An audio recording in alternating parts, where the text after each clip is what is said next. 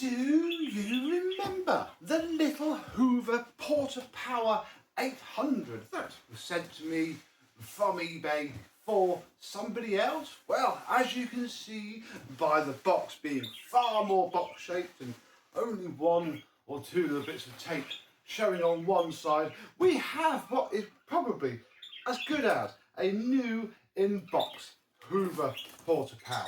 Let's have a look. We have one more mod to do and I can show you the disgraceful hacks that I've done to this thing's filtration, and we'll see how it works once again.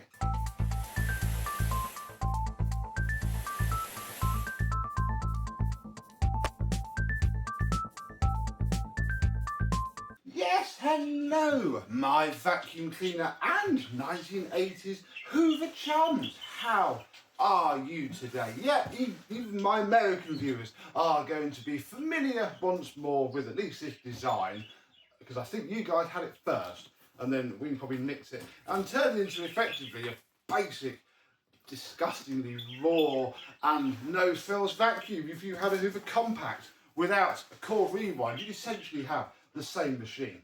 The box, I mean, I bought a load of this paper tape, which is doing an okay job, but it's not doing as good of a job as I was hoping, so that's a bit of a pain. I think I also worked out how the packaging works. So we have the wand that sits there, then the hose, which is here, all of the small tools, 1, 2, 3, and the floor head. Then this inner bit, which is what was stuffed into the bottom, is what holds the machine, like so.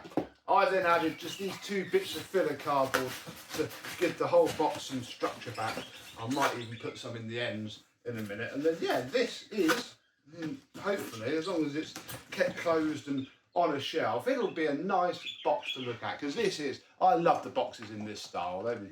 Ignore the bottom, there's nothing on the bottom. Full colour photographs, show you all the bits that it comes with, because that's literally it.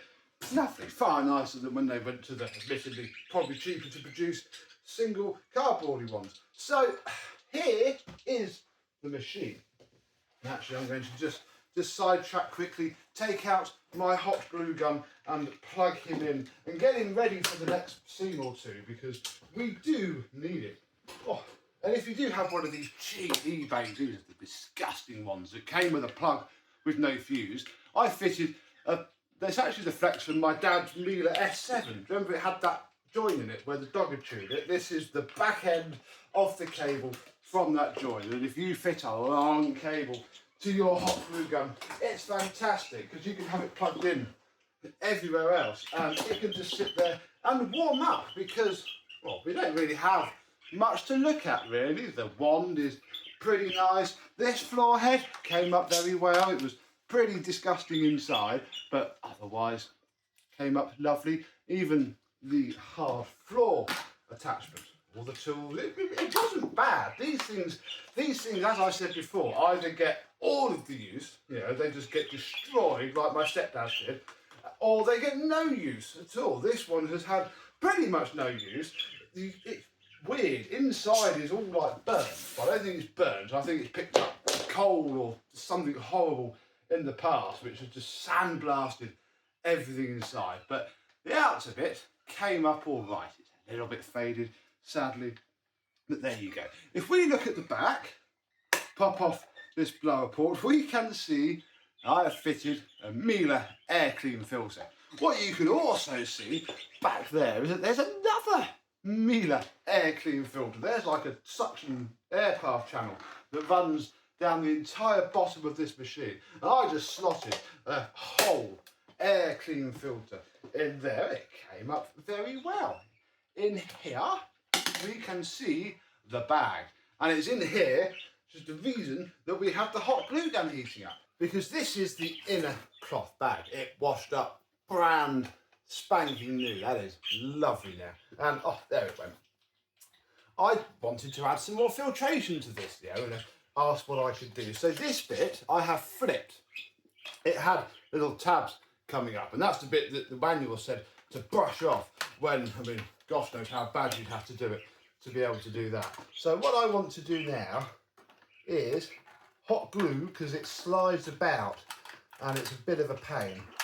Just hot glue this. This is the pre-motor filter from a Miele. There we go. It just needs to be stuck down, otherwise there is nothing to hold it in place. And that's going to be a far better pre-motor filter than anything one of these has ever had before. So that's pretty good. You put the bag in and then the bag will just get absolutely full of dirt as well. How do you make one of these bags? There's nothing on the inside of that. That is flat. How do you make one of these bags? Well, I'm hoping we're going to find out now. Because I was rummaging around in the garden and I found this random thing from probably one of the kids' toys that they never played with. And that random thing just so happens to fit perfectly inside of this hose end. Look, you can stuff it in there very nicely indeed. It does require just a minute amount of modification because it doesn't want this end bit on. So we'll chop that off quickly.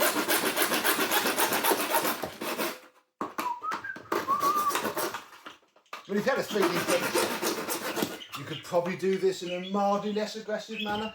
That's what it needs. And then we shall deburr that. Then we can take our old friends, I wish I had so many more of these, Vax Sahara bags. With our Vax Sahara bag, we can pop that end into there. And this is where it gets a little bit hacky. We have to fit the hose first. And to fit the hose, you have to have this latch up. We'll come back to that later. So the hose is now fitted. We can take this part, plug it into the hose, and then hopefully, oh no, we can't. Oh, okay. Maneuver everything around. I've got the hose unplugged now. I mean, I didn't say this wasn't going to be a bit of a faff, but it should be worth it. We're effectively making one of those Orex with its tools. Then we can fit the door. Then we can plug the hose back in, and this should now have a bag. We can take our very nice ever ready plug, which I managed to get most of that sticker off, came up a treat, polished the pins, etc. Fine, be turned on then.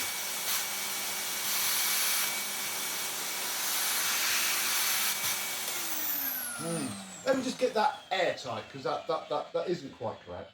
That was a combination of things. It did not like this being stuffed up its bum. I had it turned on, opened this, and it just vomited it straight out. So yeah, that will completely clog up a Hoover Portapower. This bit wasn't actually too bad. I did have the cardboard collar onto the rubber seal, and the worst thing was this. I'd taken the suction relief valve. Where's the hole? There's the hole. Yeah, this bit off. It's handy. I put it back on the wrong way around so it wasn't sealing. So now, oh yes, lots of power. The air is flying out of here.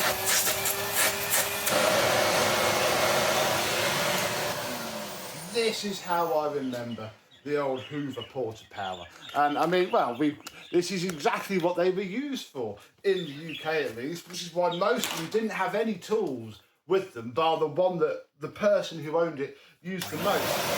You can pick up little DIY messes.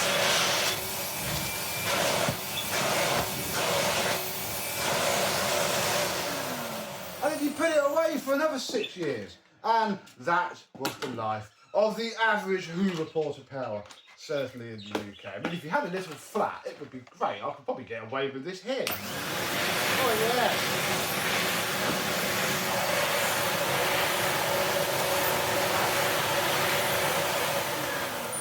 I mean, it's lovely.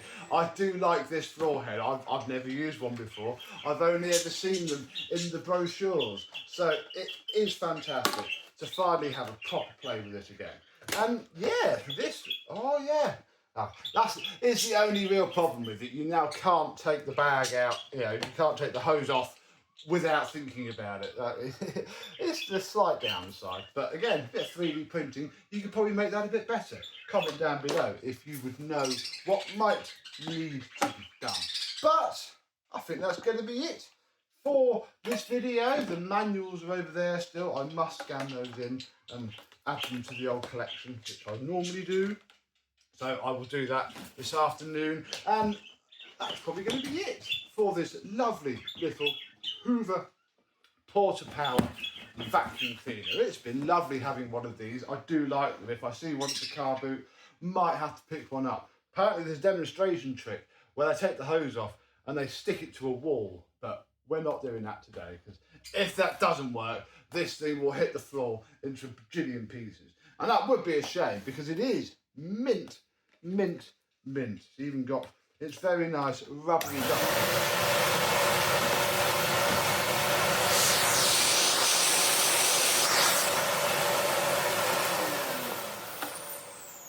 very cool indeed. So, do you have, or have you ever had a Hoover Portapower? If so, what did you use it for and how did it die?